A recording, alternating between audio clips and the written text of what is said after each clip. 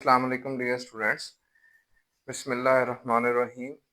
आज हमारा टॉपिक जो है charging and discharging of capacitor है। ये चैप्टर नंबर 12 का टॉपिक 17 है। अच्छा, इसमें पहले हम आपको एक सर्किट जो है वो समझाते हैं। ये आपके पास एक बैटरी लगी हुई है, इसके साथ सीरीज में एक रजिस्टर लगा हुआ है और एक कैपेसिटर लगा हुआ है। रजिस्टर की जो रेजिस्टेंस है वो आर है और जो कैपेसिटर की कैपेसिटेंस है वो सी है। और ये एक स्विच के जरिए जो है, तो यहाँ पे अभी इस वक्त जो है वो ए टर्मिनल से अटैच है, यानी इस वक्त इस कैपेसिटर की चार्जिंग हो रही है। अच्छा, अब क्या आप देखें कि अगर यहाँ पे रेजिस्टर जो है उसकी रेजिस्टेंस कम होगी और कैपेसिटेंस भी कम होगी। रेजिस्टेंस कम होने का मतलब है कि ये करंट के फ्लो में रुकावट कम देगा। इसका मतलब है कि यहाँ पे चार्जेस जो हैं वो ज्यादा फ्लो करेंगे, करंट आपके पास ज्यादा होगा। और कैपेसिटेंस आपके पास कम है, रेजिस्टेंस भी कम है और आपके पास कैपेसिटेंस भी कम है। कैपेसिटेंस कम होने का मतलब ये है कि कैपेसिटर की कैपेसिटेंस यानी उसकी सलाहियत चार्ज स्टोर करने की वो कम है, उसके ऊपर थोड़ा चार्ज स्टोर होगा। अगर ये दोनों चीजें आपके पास कम होगी आर और सी, तो इसका मतलब है कि कैपेसिटर आपके पास जल्दी से चार्ज हो जाएगा। अच्छा, जब आपके पास, इसका मतलब है कि जब आपके पास लो आरसी होगी, ठीक है, तो आपके पास जो चार्जिंग है वो फास्ट हो जाएगी, ठीक है, यानी जल्दी से वो जो कैपेसिटर है वो अपने पीक चार्ज पे पहुंच जाएगा। अब ये क्यू नॉट, ये पीक चार्ज है जब ये कैपेसिटर फुल चार्ज हो जाएगा। अच्छा, अब जैसे जैसे जब आपने अभी स्विच क्लोज किया ही है ना, उस वक्त तो कैपेसिटर की प्लेटों पे कोई चार्ज नहीं था, तो ग्रेजुअली इसके ऊपर जो है वो चार्ज बढ़ रहा है। उसके अकॉर्डिंगली प्लेटों के दरमियान जो पोटेंशियल का डिफरेंस है वो भी इंक्रीज हो रहा है। और ये मैक्सिमम कितना हो सकता है, जितना ये बैटरी का ईएमएफ है, यानी बैटरी की जो बैटरी हमें जो पोटेंशियल डिफरेंस जो है प्रोवाइड कर रही है, मैक्सिमम कैपेसिटर की प्लेटों के दरमियान उतना ही पोटेंशियल डिफरेंस हो सकता है। सो आपके पास जो कैपेसिटर का फार्मूला होता है Q is equal to CV होता है।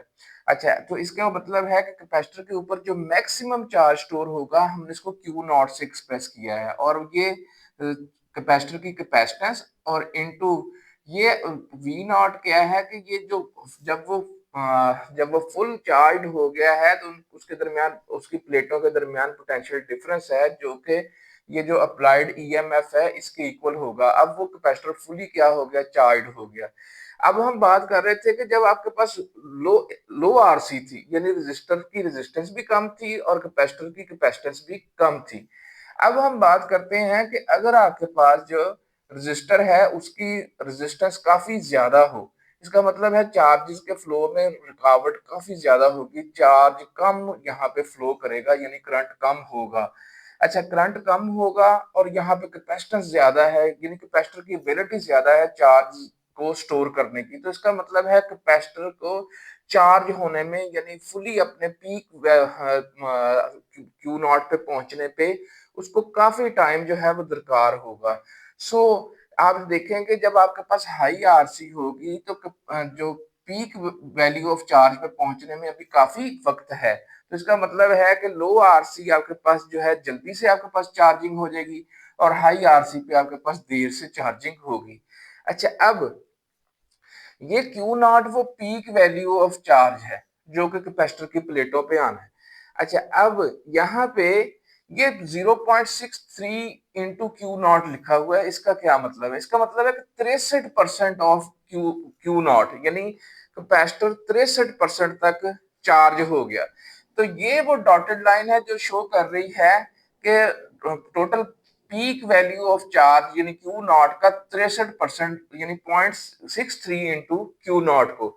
अच्छा, अब ये देखें कि आपके पास ये जो ग्राफ बना हुआ है ना, ये एक्चुअली टाइम और क्यू के दरमियान ग्राफ बना हुआ है। अच्छा, अब यहाँ पे आप देखें कि 63% ऑफ पीक चार्ज पर पहुंचने में जाहिर सी बात है कि जिसकी लो आरसी है उसको कम टाइम लगा है, जिसकी हाई आरसी है उसको ज्यादा टाइम लगा है। अच्छा, अब ये जो आरसी है ना, ये भी आपके पास जो है ये एक टाइम कांस्टेंट है, यानी आर और सी को मल्टीप्लाई करें तो हमारे पास जो यूनिट आता है वो टाइम का आता है। अब ये कौन सा टाइम कांस्टेंट है? ये वो टाइम कांस्टेंट है आर और सी को मल्टीप्लाई करने से जो हासिल होता है, जिसमें कैपेसिटर जो है वो 63% तक चार्ज हो जाता है, यानी 0.63 क्यू नॉट तक चार्ज हो जाता है। अब हम देखते हैं कि क्या आरसी के जो यूनिट है, अगर हम कह रहे हैं कि ये टाइम कांस्टेंट है तो इसके यूनिट जो है वो टाइम के यूनिट होने चाहिए। जैसे आर और सी को हम मल्टीप्लाई करें, ठीक है। अब आपको पता है कि रजिस्टर की जो रेजिस्टेंस है that is represented by R, और कैपेसिटर की जो कैपेसिटेंस है that is represented by C. Resistance का यूनिट आपको पता है ओहम होता है, और कैपेसिटेंस का यूनिट जो है वो फैराड होता है। अच्छा, अब ये ओहम किसके इक्वल होता है? देखिए हमारे पास ओहम्स लॉ होता है V is equal to I R. यहाँ पे आर की वैल्यू निकालें तो वो V ओवर आई। रेजिस्टेंस का यूनिट ओहम, ये आपके पास पोटेंशियल डिफरेंस का यूनिट वोल्ट, और करंट का यूनिट एम्पेयर। तो आपके पास ओहम जो है 1 ओहम उस रेजिस्टर की रेजिस्टेंस होगी जिसके अतराफ जो पोटेंशियल का डिफरेंस है वो 1 वोल्ट अप्लाई किया जाए और उसमें से करंट 1 एम्पेयर पास हो, तो ऐसे रेजिस्टर की रेजिस्टेंस 1 ओहम होगी। यानी आपको पता चल गया कि ओहम जो है वो एक्चुअली वोल्ट पर एम्पेयर के बराबर है। तो हमने ओहम की जगह वोल्ट पर एम्पेयर पुट कर दी। अब फैरेड क्या है? देखिए आपके पास कैपेसिटर का फार्मूला होता है Q is equal to C into V. यहाँ पे C कैपेसिटेंस थी, ठीक है। ये आपके पास प्रोपोर्शनैलिटी कांस्टेंट के तौर पे आया था, बाद में हमने बताया कि ये जो C है ये कैपेसिटेंस ऑफ द कैपेसिटर है। और कैपेसिटेंस ऑफ द कैपेसिटर कैसे निकाली जाती है कि ये Q ओवर V होगी। अच्छा, अब कैपेसिटेंस का यूनिट है फैरेड। फैरेड एक्चुअली इक्वल होता है ये चार्ज का यूनिट कूलम और पोटेंशियल डिफरेंस का यूनिट वोल्ट। तो फैरेड जो है वो कूलम पर वोल्ट के इक्वल होता है। कौन से कैपेसिटर की कैपेसिटेंस 1 फैरेड होती है? जिसके जिसके जो प्लेटें हैं उनके ऊपर जो चार्ज हो वो 1 कूलम हो, यानी एक प्लेट के ऊपर चार्ज पॉजिटिव 1 कूलम और दूसरी प्लेट के ऊपर चार्ज -1 कूलम। अगर प्लेटों पे जो चार्ज है वो 1 कूलम हो और उनके दरमियान पोटेंशियल डिफरेंस 1 वोल्ट हो, तो उस कैपेसिटर की कैपेसिटेंस जो है वो 1 फैरेड कहलाएगी। इसका मतलब है फैरेड की जगह हम कूलम पर वोल्ट लिख सकते हैं। हमने फैरेड की जगह लिख दिया कूलम पर वोल्ट। यहाँ पे वोल्ट वोल्ट से कैंसिल हो गया। अच्छा, अब यहाँ पे आ गया आपके पास ये कूलम पर एम्पेयर। अच्छा, आपको पता है कि करंट क्या होता है? Rate of flow of charge होता है, यानी Q ओवर T के इक्वल होता है। करंट का यूनिट एम्पेयर, चार्ज का यूनिट कूलम, टाइम का यूनिट सेकंड। इसका मतलब है कि जो एम्पेयर है वो कूलम पर सेकंड होता है। यानी 1 एम्पेयर वो करंट है कि किसी cross sectional area of wire में से 1 सेकंड में अगर 1 कूलम चार्ज पास हो जाए तो हम कहेंगे कि तार में से 1 एम्पेयर करंट जो है वो पास हो रहा है। यानी एम्पेयर बराबर होता है कूलम पर सेकंड के। और अगर हम सेकंड को उठा के एम्पेयर से मल्टीप्लाई कर दें तो ampere second will be equal to coulomb. So हमने कूलम की जगह पुट कर दिया एम्पेयर इनटू सेकंड। अब यहाँ पे एम्पेयर एम्पेयर से कैंसिल हो गया और आपके पास जो यूनिट बचा वो सेकंड।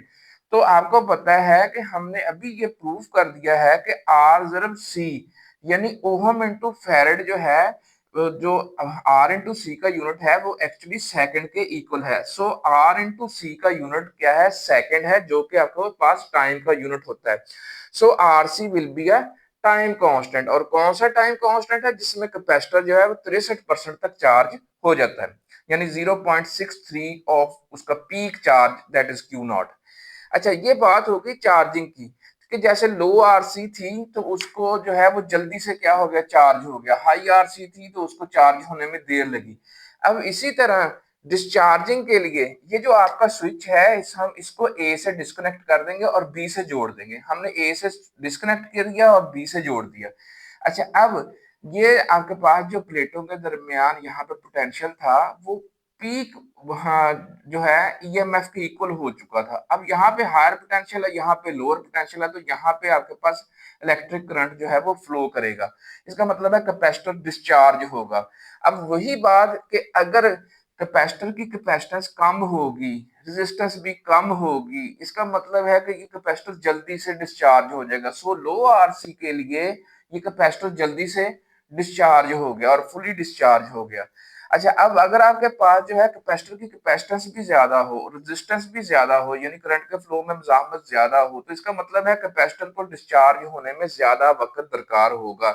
सो हाई आरसी के लिए आप देखें कि जो आपके पास जो टाइम है वो ज्यादा लैप्स होगा। Hopefully answered the question. फिर मिलते हैं नेक्स्ट टॉपिक के साथ।